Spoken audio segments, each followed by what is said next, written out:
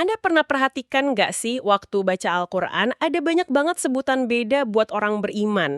Ada muslimin, mukminin, terus ada mutakin, muhsinin, wah daftarnya panjang. Seringkali kita anggap itu semua sama aja ya kan? Padahal, nggak juga. Nah, itu dia poinnya.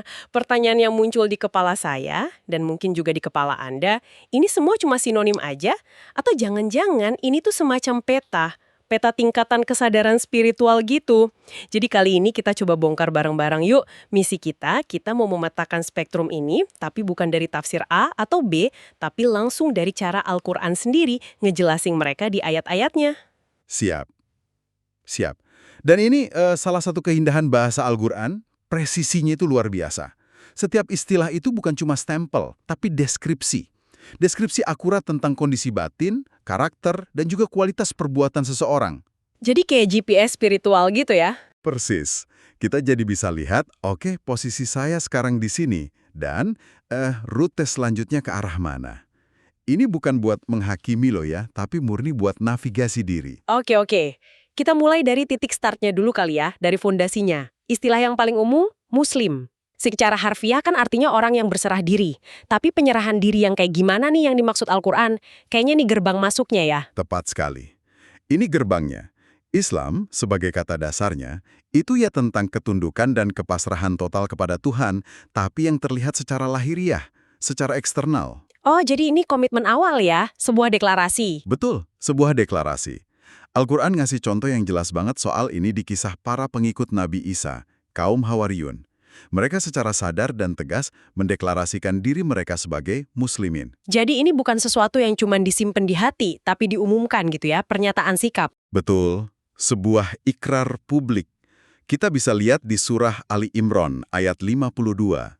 Di situ kan dikisahkan, ketika Isa merasakan keingkaran dari mereka, dia berkata, "Siapa yang akan menjadi penolongku untuk Allah?" Para Hawariyin menjawab, "Kamilah penolong Allah. Kami beriman kepada Allah. Dan saksikanlah bahwa kami adalah orang-orang yang berserah diri, muslimin." Wow, frasa kuncinya itu saksikanlah bahwa kami adalah muslimin. Ini kayak apa ya KTP spiritual kita gitu ya? Pernyataan komitmen di hadapan publik. Oke, ini fondasinya. Tapi apa cukup sampai di situ? Gimana kalau pernyataan ini ternyata belum benar-benar meresap ke dalam? Pertanyaan Anda itu langsung membawa kita ke level berikutnya. Nah, dari sekedar berserah diri secara luar, Al-Quran ngajak kita masuk lebih dalam, ke level mukmin, orang yang beriman. Kalau Islam itu penyerahan diri di level perbuatan dan ucapan, iman ini keyakinan yang sudah masuk, udah netap, udah bersemayam di dalam hati. Ini kondisi batin. Tunggu. Ini menarik. Iman kan sesuatu yang personal banget, ya kan? Abstrak, adanya di hati. Gimana caranya Al-Quran bisa ngasih ciri-ciri yang seolah-olah terukur gitu buat sesuatu yang nggak kelihatan? Justru disitulah kehebatannya. Al-Quran itu nggak membiarkan konsep iman jadi abstrak dan bisa diklaim siapa aja. Ia ngasih deskripsi tentang, efek samping atau gejala yang dirasakan oleh orang yang benar-benar punya iman. Jadi ini semacam feedback internal buat orang itu sendiri. Coba kita simak deskripsi yang hidup banget di surah Al-Anfal, ayat 2. Sesungguhnya orang-orang yang beriman itu adalah mereka yang apabila disebut nama Allah, gemetar hatinya. Dan apabila dibacakan ayat-ayatnya, bertambah imannya. Dan hanya kepada Tuhan mereka bertawakal.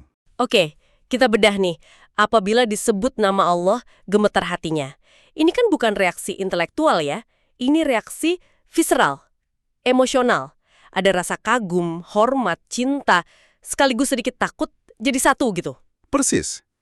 Itu gejala pertama. Terus yang kedua, apabila dibacakan ayatnya, bertambah imannya. Ini nunjukin kalau iman seorang mukmin itu nggak statis. Dia dinamis, hidup, bisa tumbuh. Jadi makin sering interaksi sama firman Tuhan, makin kokoh gitu ya. Betul. Dan yang ketiga, hanya kepada Tuhan mereka bertawakal. Nah ini tindakan hati yang paling puncak. Kepercayaan total yang bikin mereka nyerahin semua urusan cuma kepadanya. Jauh lebih dalam dari sekedar deklarasi di awal tadi kan. Oke, jadi iman itu ada di dalam hati dan punya efek samping yang terasa. Terus gimana iman yang di dalam ini termanifestasi secara konsisten di perilaku sehari-hari? Apa di sini level al-mutakin masuk? Tepat sekali. Kalau mukmin itu soal kondisi hati, mutakin itu soal gimana kondisi hati tadi melahirkan sebuah kesadaran dan kewaspadaan yang konstan. Mutakin itu kan dari kata takwa. Makna akarnya itu dekat banget sama kewaspadaan atau kehati-hatian spiritual. Kewaspadaan spiritual, saya suka istilah itu. Jadi kayak orang yang jalan di tempat gelap dan banyak duri, dia bakal hati-hati banget di tiap langkahnya, biar nggak celaka, gitu ya? Analogi yang sempurna. Dan duri-durinya itu bukan cuma dosa-dosa besar yang jelas. Jadi durinya itu bisa jadi godaan kecil sehari-hari yang sering kita cuekin ya. Kayak distraksi, ngomongin yang nggak penting, atau kebiasaan scroll media sosial tanpa tujuan. Hal-hal yang kita anggap sepele, tapi sebenarnya bisa ngelukain spiritualitas kita. Tepat. Di zaman sekarang, duri itu bisa berupa notifikasi yang nggak berhenti, informasi yang bikin cemas, atau godaan buat pamer. Takwa itu kewaspadaan biar kita nggak tertusuk sama itu semua. Dan yang menarik, Al-Quran sendiri di awal surah Al-Baqarah setelah Alif Lam Mim langsung bilang, kitab ini tidak ada keraguan padanya, petunjuk bagi mereka yang bertakwa, muttaqin. Paling bisa nyerap petunjuknya ya golongan muttaqin ini, yang punya antena kewaspadaan. Betul. Dan ayat selanjutnya langsung ngejelasin siapa mereka.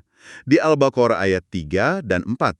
Yaitu mereka yang beriman kepada yang gaib, yang mendirikan sholat, dan menafkahkan sebagian rizki. Dan mereka yang beriman kepada kitab yang diturunkan kepadamu dan kitab-kitab sebelumnya, serta mereka yakin akan adanya akhirat. Nah, di sini benang merahnya kelihatan banget. Buat jadi muttaqin, fondasinya harus mukmin dulu. Ayat ini nyebutin semua pilar iman, Kak. Iman pada yang gaib, kitab, akhirat. Terus iman itu dibuktiin dengan aksi nyata, sholat dan infak. Jadi, muttaqin itu seorang mukmin yang imannya termanifestasi dalam kewaspadaan dan tindakan nyata terus-menerus. Anda menghubungkannya dengan sangat baik. Itulah progresinya. Jujur nih, saya sering nganggep dua istilah selanjutnya ini, muhsinin dan mukhlisin, bisa saling ganti. Keduanya kan intinya tentang jadi orang baik. Di mana sih sebenarnya garis pemisah yang paling fundamental di antara keduanya? Pertanyaan ini bagus banget, karena banyak yang bingung di sini. Keduanya memang puncak kualitas amal, tapi fokusnya beda. Coba kita lihat sebagai dua sisi dari satu koin. Mukhlisin itu sisi internal, sementara muhsinin itu sisi eksternal. Mukhlisin itu dari kata ikhlas, artinya murni, tulus. Ini semua tentang niat, tentang mengapa kita melakukan sesuatu.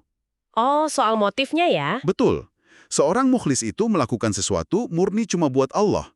Nggak ada campuran niat lain. Nggak pengen dipuji, nggak pengen dapat status, nggak ada. Jadi ini pertarungan batin ya, memastikan niatnya 100% bersih?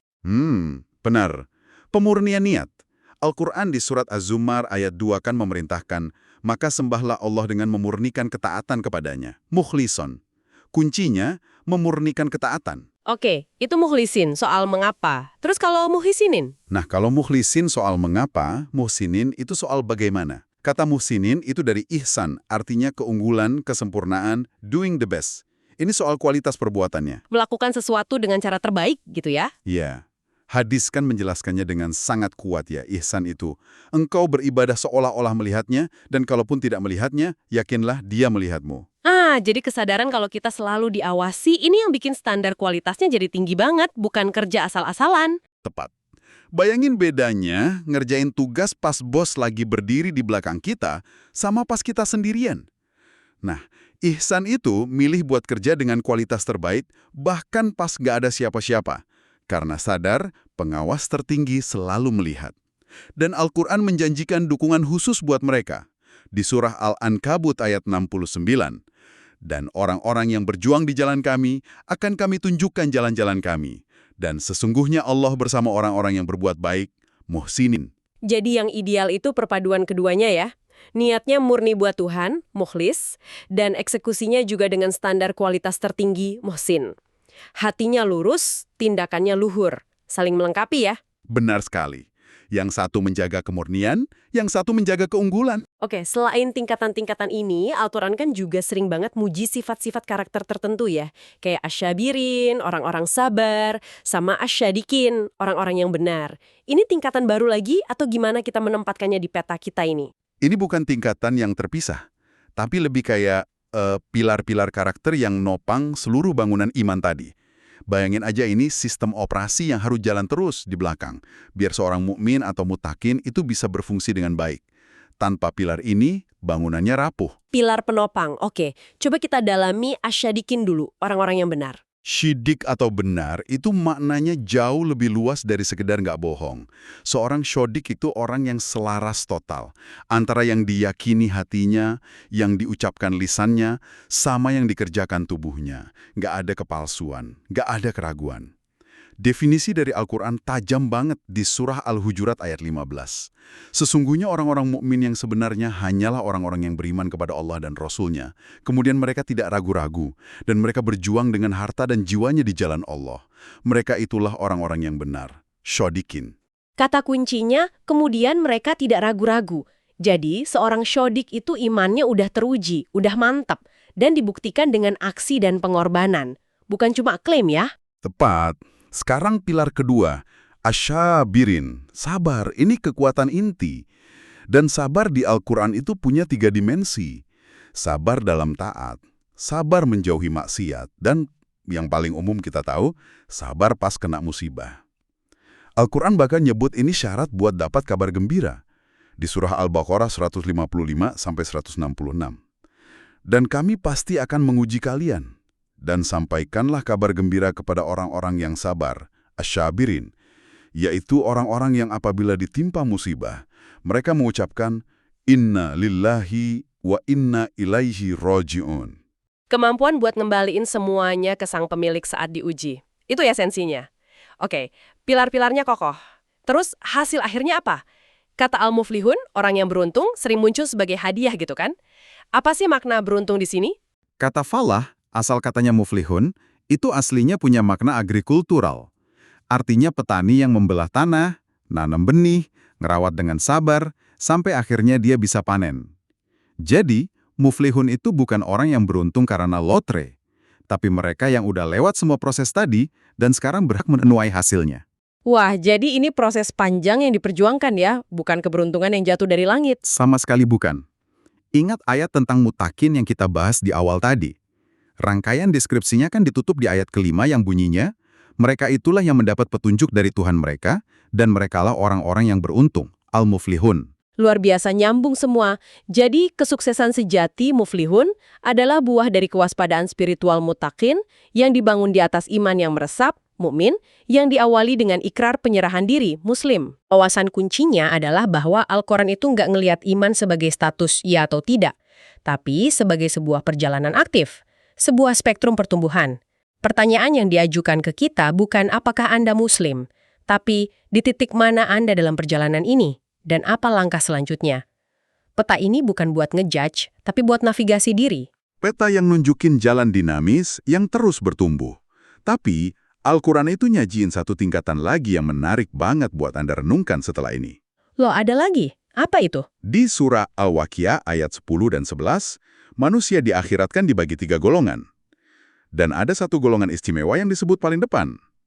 As-sabiqun, as-sabiqun, ulaika al-muqarrabun. Artinya, orang-orang yang terdahulu lagi pertama-tama beriman.